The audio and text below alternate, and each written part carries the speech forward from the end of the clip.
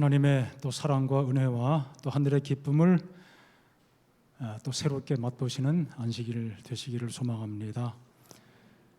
자, 오늘은 저의 사랑함이 많음이라, 그의 사랑함이 많음이라.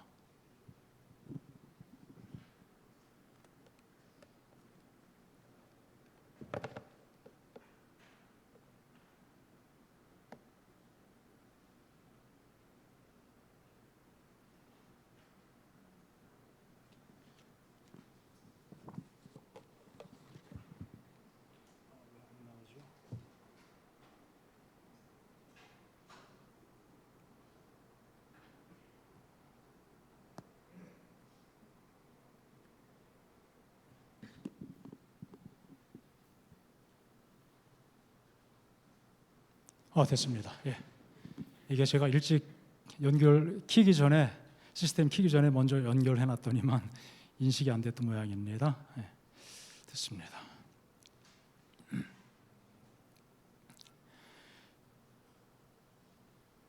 누가복음 7장에 나오는 말씀입니다.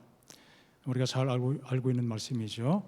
한 바리새인이 예수께 자기와 함께 잡수시기를 청하니, 이에 바리새인의 집에 들어가 앉으셨을 때에 그 동네에 죄를 지은 한 여자가 있어 예수께서 바리새인의 집에 앉아 계심을 알고 향유 담은 옥합을 가지고 와서 예수의 뒤로 그 발 곁에 서서 울며 눈물로 그 발을 적시고 자기 머리털로 닦고 그 발에 입 맞추고 향유를 부으니, 예수를 청한 바리새인이 그것을 보고 마음에 이르되, 이 사람이 만일 선지자라면 자기를 만지는 이 여자가 누구며 또 어떠한 자 곧 죄인인 줄을 알았으리라 하거늘, 예수께서 대답하여 이르시되, 시몬아, 내가 내게 이를 말이 있다 하시니, 그가 이르되, 선생님 말씀하소서. 이르시되, 빚 주는 사람에게 빚진 자가 둘이 있어 하나는 500데나리온을 졌고 하나는 50데나리온을 졌는데 갚을 것이 없으므로 둘 다 탕감하여 주었으니 둘 중에 누가 그를 더 사랑하겠느냐? 시몬이 대답하여 이르되, 내 생각에는 많이 탕감함을 받은 자니이다. 이르시되, 내 판단이 옳다 하시고. 여기에 기록하진 않았지만 47절에 보면은 예수님께서는 이 여인의 그 많은 죄가 사해졌다, 그렇게 말씀하셨죠. 이는 그의 사랑함이 많음이라, 저의 사랑함이 많음이라. 그리고 이어서 말씀하시기를, 사함을 받은 일이 적은 자는 얼마큼 사랑한다고요? 적게 사랑하느니라. 그가 받은 용서의 은혜가 얼마나 큰지 인식하는 사람은 하나님을 정말 크게 사랑하고, 그가 용서받은 그 용서의 크기가 뭐 그냥 보통 그저 그 정도라고 생각하는 사람은 예수님을 적게 사랑할 수밖에 없다, 그렇게 말씀하셨습니다. 자, 시몬이라고 하는 사람, 바리새인이라고 또 묘사가 되어 있죠. 이 사람이 예수님을 초청했습니다. 바리새인이 예수님을 초청한다는 것은 굉장히 이례적인 일이었습니다. 그런 일이 없었는데 이 사람은 예수님을 초청해서 잔치를 배설했습니다.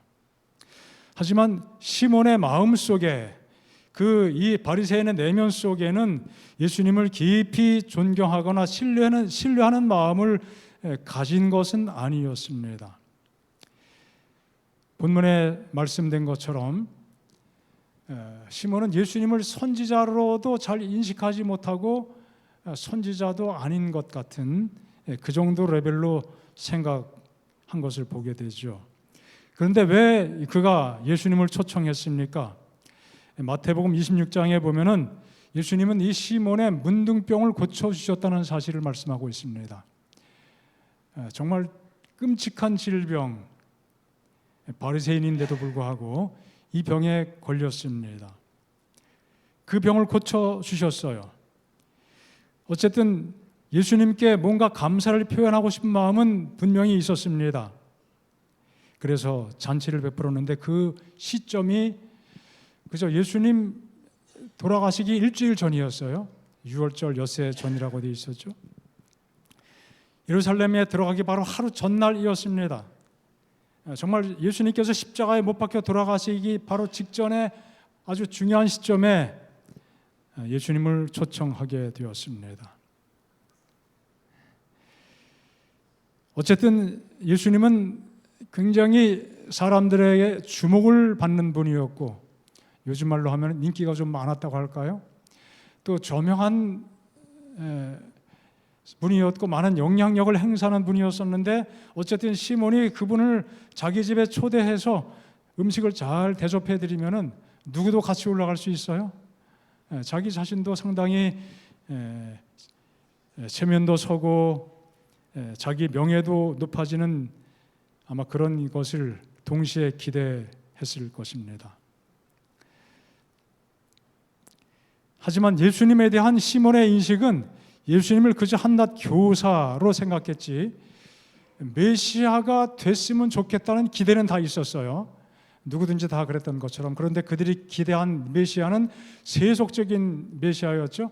그렇게 메시아가 됐으면 좋겠다, 충분히 그럴 수 있을 만한 그런 분이다, 그렇게 생각하고 희망도 가지고 있었지만 예수님을 개인의 구주로 영접하지는 않은 사람이었고, 말씀드린 것처럼 선지자로도 인정하려고 하지 않는 듯한 그러한 태도를 마음속에 가지고 있었습니다. 그가 정말 전적으로 예수님을 선지자 이상으로 메시아로 영접했더라면 얼마나 좋았겠습니까? 그의 삶에 놀라운 변화를 경험하게 되었을 것입니다. 그가 예수님에게 문둥병을 고침받았음에도 불구하고 그의 삶에 획기적인 변화가 이르지 못하게 된 것은 예수님을 개인의 구주로 영접하는 경험이 없었기 때문이라고 시대 소망 가운데 표현하고 있습니다. 그래서 초청은 했지만 걸맞게 적절하게 예의를 갖추지는 않았습니다. 예수님께서 말씀하신 것처럼 발 씻을 물도 제공해드리지 않았죠. 어쨌든 반신반의한 상태에서 예수님을 초청했습니다. 초청 받은 입장에서 보면은 뭐 썩 유쾌한 초청은 아니었습니다. 아마 다른 사람 같으면은 이런 초청을 하긴 했지만 이거는 완전히 결례다, 그리고서 기분 나빠서 왔다가 갔을지도 모르겠습니다. 제가 초청을 받았는데 홀대받고 뭐 이렇게 석연치 않으면은 가야 되나 말아야 되나, 가고 싶은데 그런 마음이 들었을 거예요. 예수님은 그러나 다 아셨지만 그 모든 것 개의치 않고 끝까지 참석하셨습니다. 그 시몬의 초청에 응해 주신 것이죠. 자, 여기에 한 대조적인 여인의 모습을 보여주고 있습니다. 바로 이때가 예수님 돌아가시기 한 주일 전쯤이었는데 예수님의 장례를 준비하는 특별한, 본인도 의미를 몰랐지만 그런 일을 하게 되었죠. 값비싼 옥합의 향유를 쏟아서 옥합을 깨뜨려 예수님의 발에 붓고 눈물로 그 눈물을 그 발에 흘리고 그의 긴 머리칼로 발을 닦으면서 그런 특별한 사랑을 표현하게 되었습니다. 옥합에 담겼다는 것은 굉장히 좋은 그릇이죠. 용기입니다. 이것은 아주 값비싼 것을 의미합니다. 싸구려 향유를 옥합에 담지는 않습니다. 300데나리온, 한 1년 300일 품삯이면 1년 수입이죠. 굉장한 가치가 있는 아주 비싼 향유였습니다. 임금님에게나 갖다 바칠 만한 그런 정도의 가치를 가진 향유였습니다. 그저 몇 방울 발라드리기만 해도 냄새가 참 향기가 가득할 텐데 한 통을 다 쏟아 부어드렸습니다. 눈물 흘린 것은 연기가 아니었습니다. 시대 소망에 보면은 예수님의 발에 향유를 부어드리기 위해서 주님 발 아래 무릎을 꿇었을 때 억제할 수 없는 눈물이 쏟아져 내렸다고 그랬어요. 일부러 그런 것이 아닙니다. 갑자기 마음속에 감동이 벅차오르면서 눈물이 하염없이 쏟아져 내리게 된 것입니다. 그리고 그 발에 입을 맞추었다고 말씀합니다. 우리의 문화 속에서는 발에 입을 맞춘다는 것은 상상도 하지 못할 일이지만 아마 그 당시 문화 속에서는 뭐 성경에 다른 데도 그런 표현들이 나와요. 발을 붙잡고 그런 표현들이 나오죠. 어쨌든 최상의 애정, 또 존경, 충성심을 표현하는 그런 행동이었습니다. 하나님께 받은 은혜가 넘쳐났기 때문이었습니다. 그렇게 하지 않고서는 견딜 수 없는 심령이 그 여인의 마음속에서 요동을 치게 된 것입니다. 무엇 때문에 그랬을까요? 자기의 죄를 용서하신 하나님의 무한한 사랑에 대한 감사였습니다. 그가 그의 지난날의 삶이 얼마나 험악했고 깊은 죄악의 구렁텅이에서 그 쇠사슬에 매어서 빠져나오지 못했었는데 그 모든 죄악에서 건져주시고 죄를 용서하시고 그에게 새로운 삶을 또 살 수 있도록 희망과 용기를 불어넣어 주시고 그 모든 죄를 정죄하지 않으시고 받아주셨던 그 예수님에 대한 사랑이 얼마나 감사한지, 그리고 그 오라비가 죽었지만 살려주신 것 얼마나 감사한 일인지 모릅니다. 그래서 무언가 감사를 표현하고자 하는 마음을 늘 간직하고 그 마음이 넘쳐나게 됐습니다. 그런데 무엇보다도 그 주변 사람들이 이구동성으로 서로 이야기하고 사석에서 서로 대화를 주고받는 거 보니까 예수님께서 이제 곧 무엇이 될 것이다? 왕이 될 것이다. 임금이 되실 것이다. 그들이 기대했던 세속적인 메시아로서 군림하게 될 것이다. 그런 기대감, 그런 희망을 가지고 이야기합니다. 사실 마리아도 예수님이 그렇게 되면 참 좋겠다, 그렇게 생각했습니다. 누구나 다 그랬어요.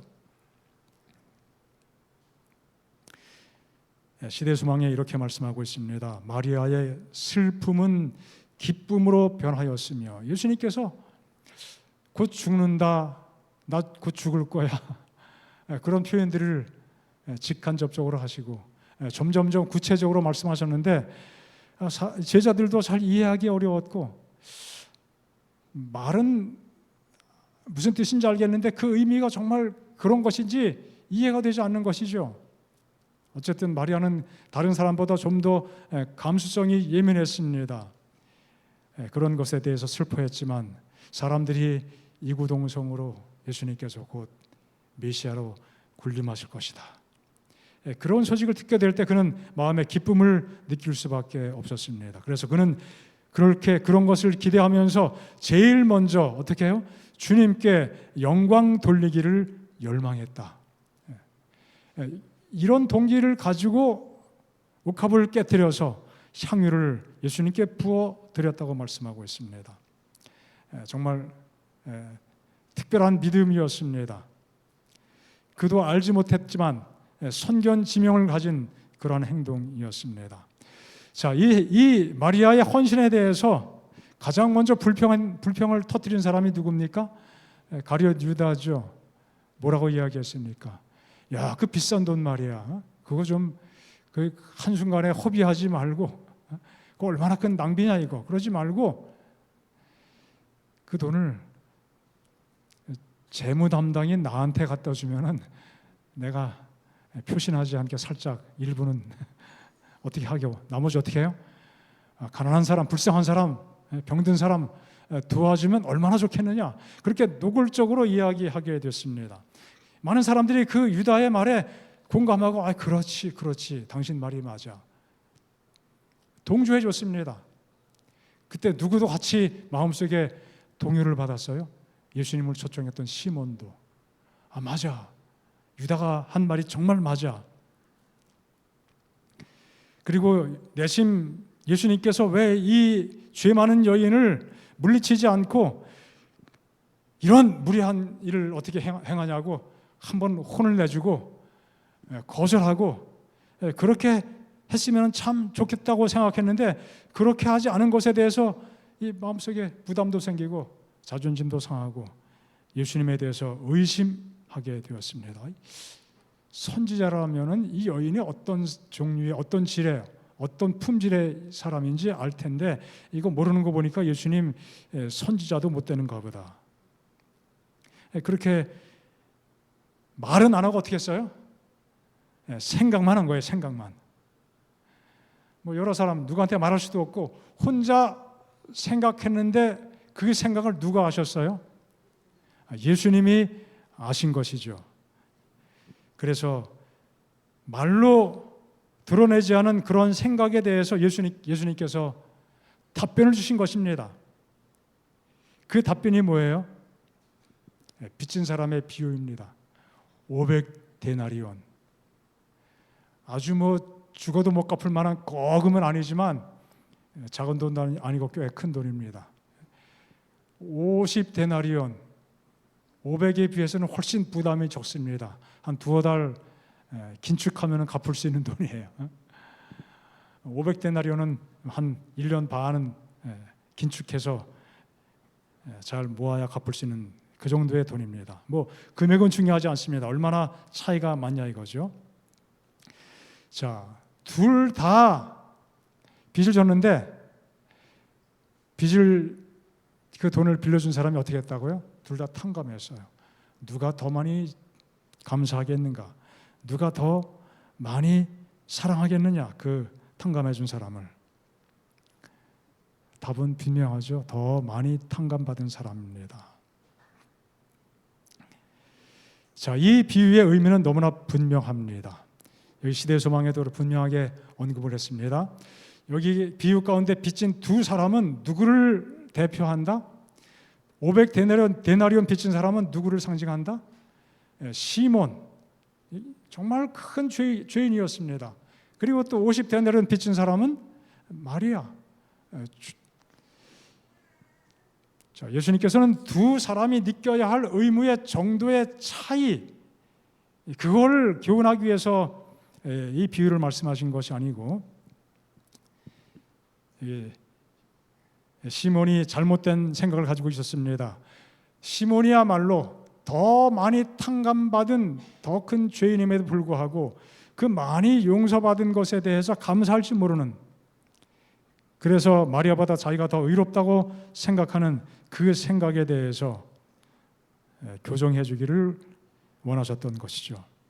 그리고 그 자신의 죄가 얼마나 큰 죄였는지를 보여주기를 원하셨던 것입니다. 내가 저 여자보다는 훨씬 낫다고 생각했지만 예수님께서는 정반대로 생각하고 말씀하시죠. 너는 저 여인보다 훨씬 더 많은 죄를 가지고 있다. 더 큰 죄를 가지고 있다 이것입니다. 그래서 여기 그러나 참 다행스러운 일은 이 시몬이라는 사람이 그렇게 교만한 마음, 착각하는 마음을 가지고 있었지만은 전혀 눈치가 없는 사람은 아니었습니다. 그렇죠? 머리가 아주 나쁜 사람은 아닌 것 같아요. 우리가 흔히 표현하는 대로. 아무리 이야기해줘도 깨닫지 못하는 사람이 있습니다. 참 머리가 나쁘다. 우리가 그렇게 표현하는데 이 사람이 그런 정도는 아니었습니다. 정말 대하기 힘든 사람은 눈치가 요즘 말로 일도 없는 사람이죠. 자신을 전혀 모르는 사람하고는 정말 관계하기가 참 어렵습니다. 여기 시몬은 그러나 이제 뭔가 새로운 깨달음의 경지에 이르게 되었습니다. 새로운 빛 가운데서 누구를 바라보기 시작했다고요? 자신을 바라보기 시작했다. 그는 마리아가 선지자보다 더 큰 이로부터 얼마나 존중되고 있는지를 알았고, 그리스도께서 예리한 예언자의 안목으로 그 여자의 사랑과 헌신적인 마음을 환히 들여다보시는 것을 알았다. 그 모든 것을 깨닫게 되면서 그가 부끄러운 마음을 갖게 됐다고 그랬어요. 야, 내가 정말 굉장히 높은 분 앞에 있구나. 하나님의 임재를 경험하게 된 것입니다. 그리고 또 한 가지, 시몬은 사람들 앞에서 공공연하게 자기를 책망하지 않으신 예수의 친절로 인하여 감동되었다. 예수님이 참 이런 면에서 우리 마음속에 흠모의 중요한 대상이십니다. 공개적으로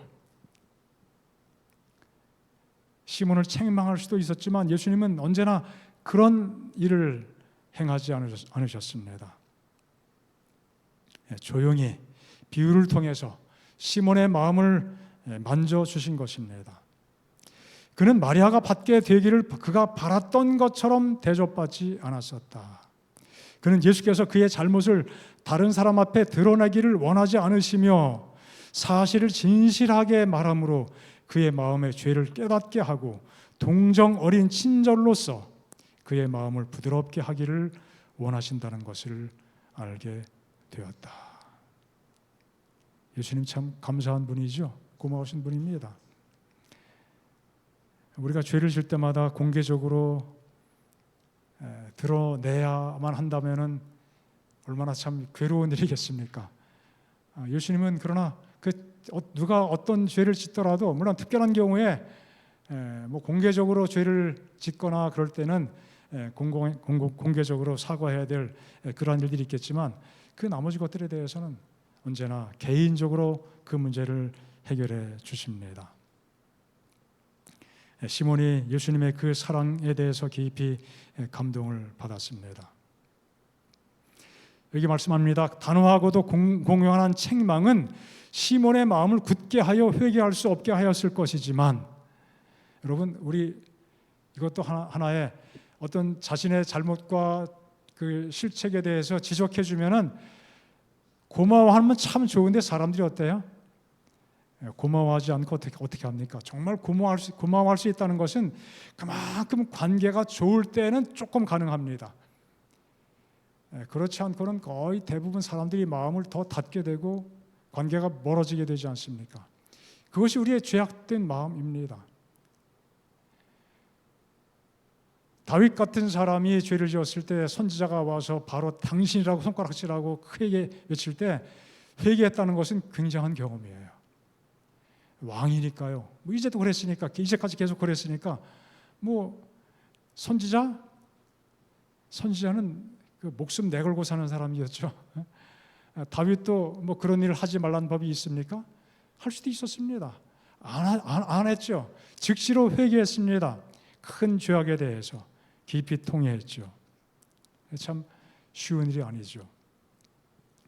그래서 친한 친구 사이에도 뭔가 조언해주고 그렇게 하는 것이 굉장히 망설여질 때가 참 많이 있죠.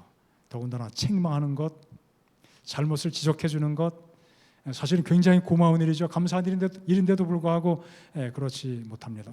이것이 우리의 죄인들의 속성입니다. 마음을 오히려 공개적으로 그렇게 책망했더라면 그 마음이 더 닫혀지게 되고 회개할 수 없게 하였을 것이지만, 참을성 있는 훈계, 조용한 훈계가 시몬으로 하여금 잘못을 깨닫도록 도와주게 되었습니다. 그러면서 시몬은 주님께 진 빚의 크기를 마침내 보게 되었습니다. 회개했습니다. 교만이 겸손하게 되었습니다. 그래서 그 바리새인 시몬은 어떤 사람이요? 겸손하고 자아를 희생하는 제자가 되었습니다. 그래서 예수님께서 마리아를 향하여 저의 많은 죄가 사해졌기 때문에 저가 사랑함이 많음이라 그렇게 말씀했는데, 그 경험이 누구의 경험이 된 것입니까? 시몬의 경험이 된 것입니다. 저의 사랑함이 많음이라.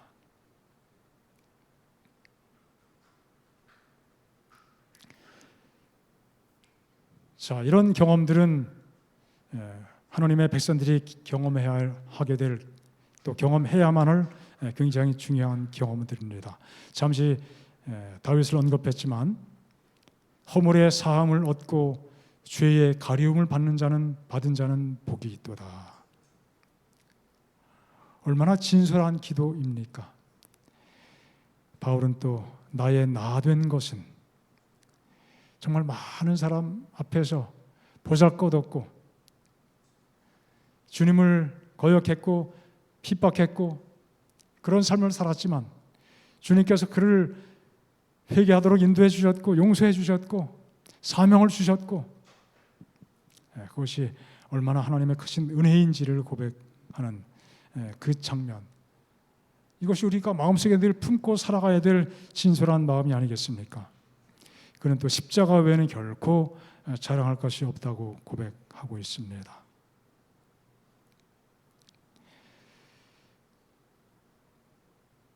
이것은 우리의 죄가 얼마나 큰지, 하나님의 속죄의 은혜가 얼마나 놀라운 것인지를 깨닫게 되었을 때 할 수 있는 고백의 표현들이죠.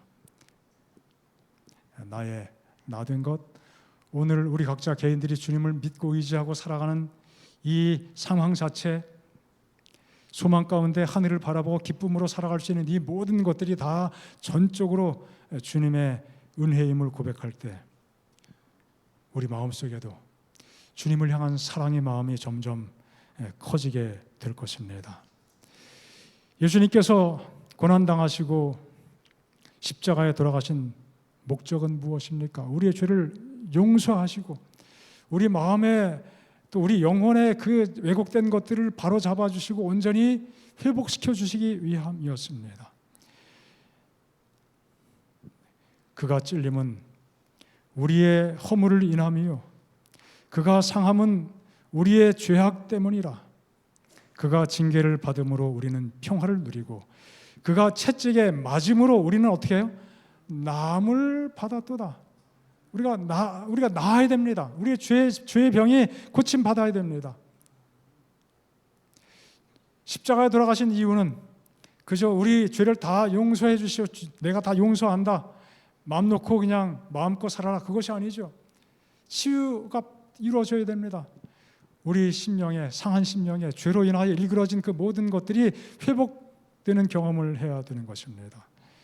주께서 우리에게 은혜 가운데 역사하셔서 우리의 모든 죄에 일그러진 질병들이 다 회복될 수 있기를 간절히 소망합니다. 이 바리새인과 이 여인의 차이는 무엇입니까? 죄의 정도의 차이가 아니었습니다.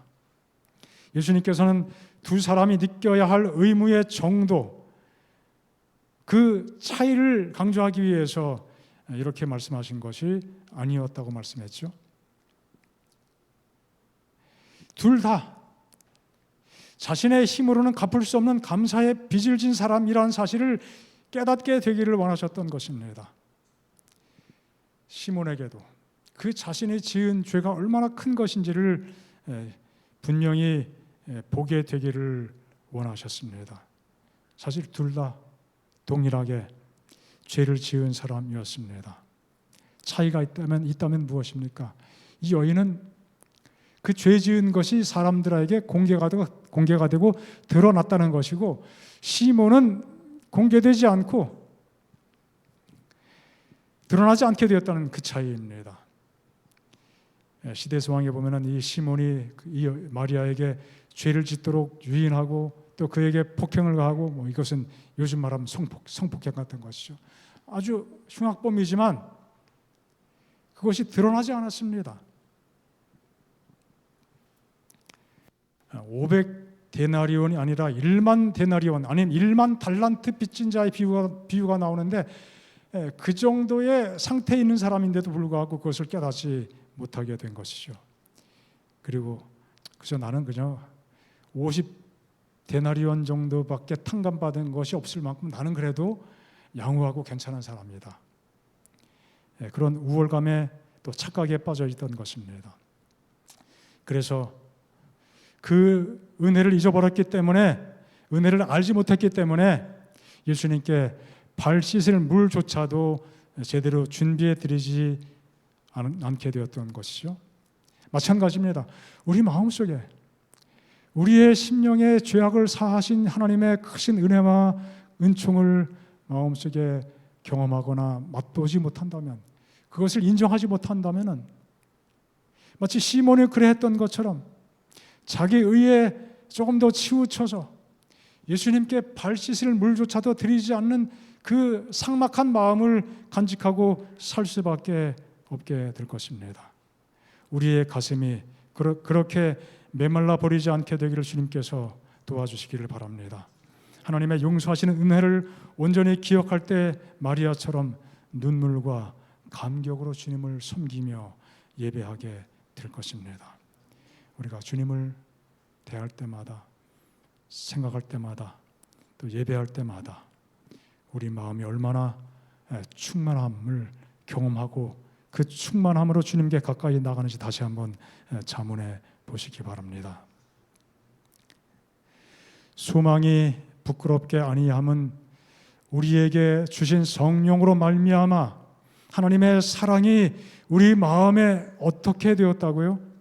부은 바 됨이니, 하나님의 성령께서 우리 마음속에 임재하실 때 그 하나님의 놀라운 사랑이 우리 마음속에 쏟아져 부어지는 것 같은 경험을 할 수 있다고 말씀합니다. 여러분, 마리아가 그 향유 옥합을 예수님의 발에 쏟아 부어드렸습니다. 그것은 무엇을 부은 것입니까? 사랑을 부어드린 것입니다. 헌신을 부어드린 것이죠. 그 경험이 있기 전에 하나님의 성령의 감동하심을 통해서 마리아는 하나님의 사랑이 얼마나 충만한지를 경험하게 되었습니다. 하나님의 사랑이 그의 마음속에 풍성하게 부어진 바 되었습니다. 그 부어진 사랑의 표현을 향유를 부어드린 일을 통해서 하게 된 것입니다.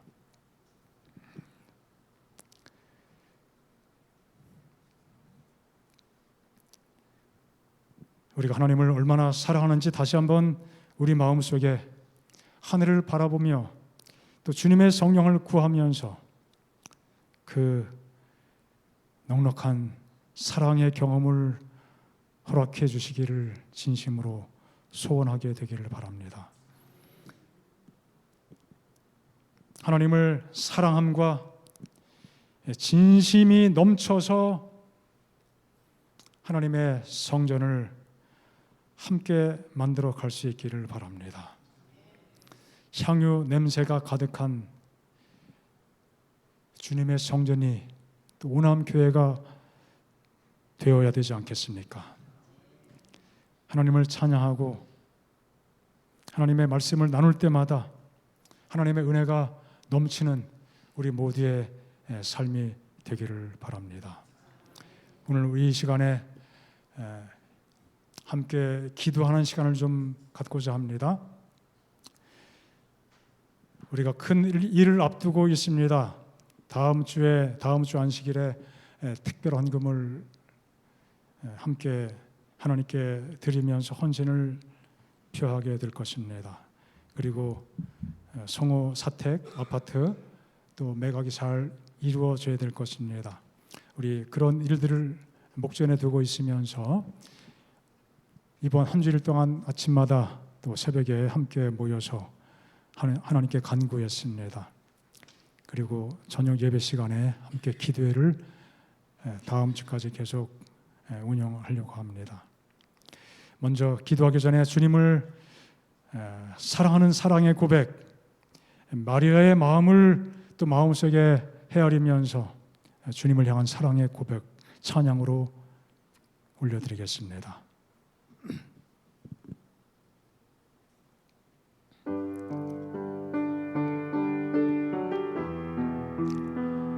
여기 띄워주세요.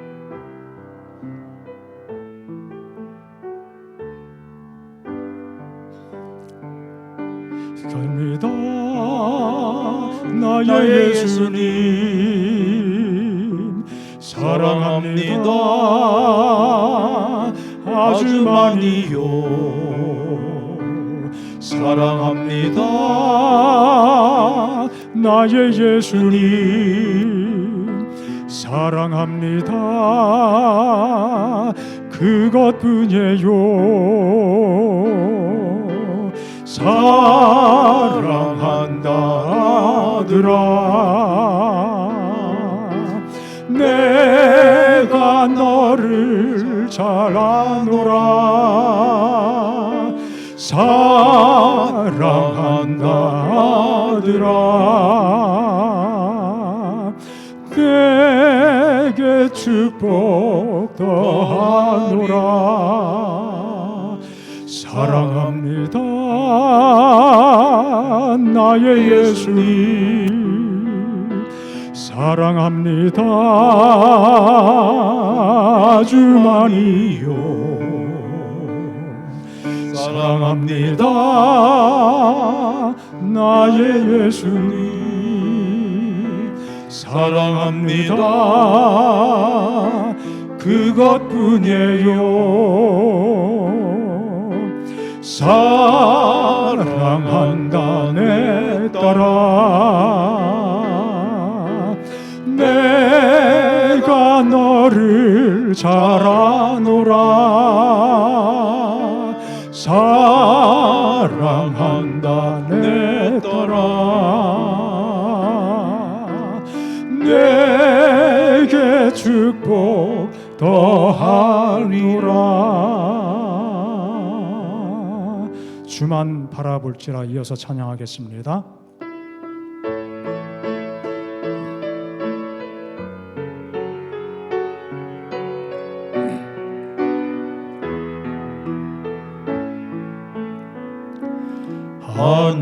하나님의 사랑을 사모하는 자, 하나님의 평안을 바라보는 자, 너의 모든 것 창조하신 우리 주님이 너를 얼마나 사랑하시는지,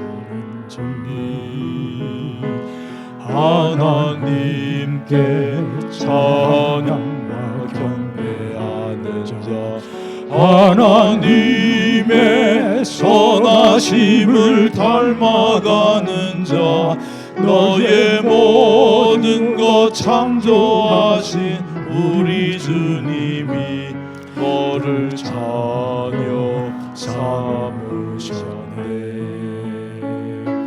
하나님 사랑의 눈으로 너를 어느 때나 바라보시고, 하나님 인자한 귀로서 언제나 너에게 기울이시니,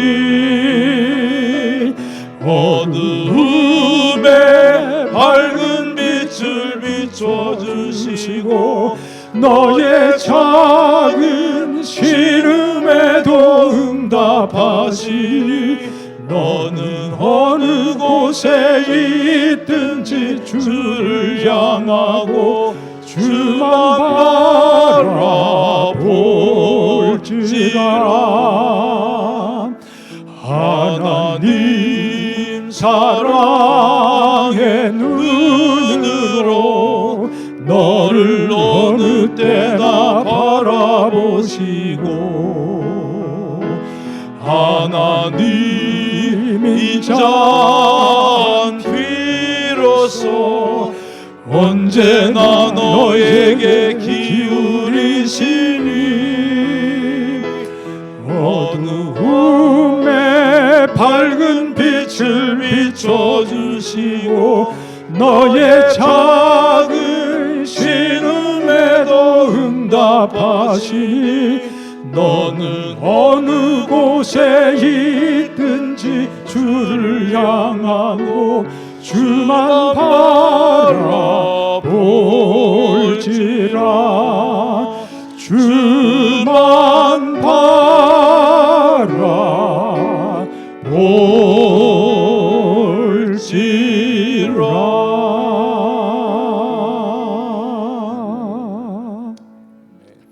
우리 개인 기도 시간 먼저 갖겠습니다.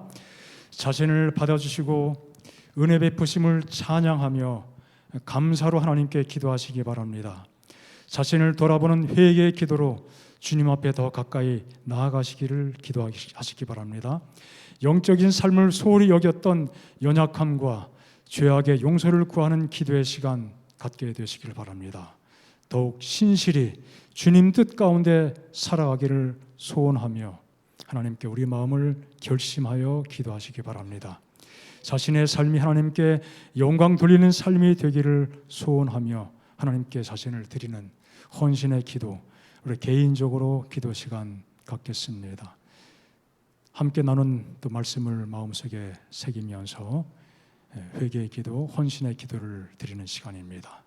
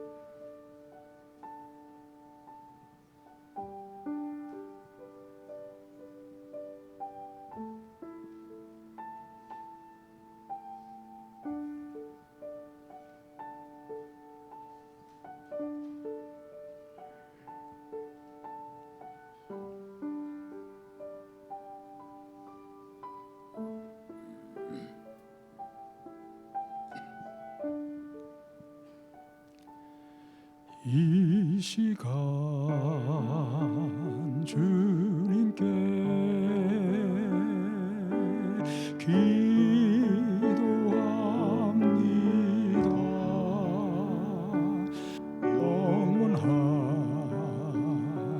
생명을 주신 주님께 암의 마른 저곳에 참 사랑이 되신 주, 차가운 저곳에 참 소망이 되신 주, 경건한 마음으로 기도합니다. 영원한 생명을 주신 주님께 이 시간 주님께 기도합니다. 진실한 사랑을 주여 달라고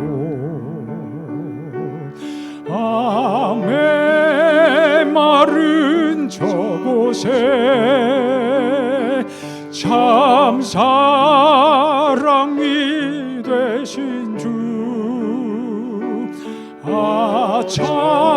차가운 저곳에 참 소망이 되신 주, 경건한 마음으로 기도합니다. 진실한 사랑을 주여 달라고.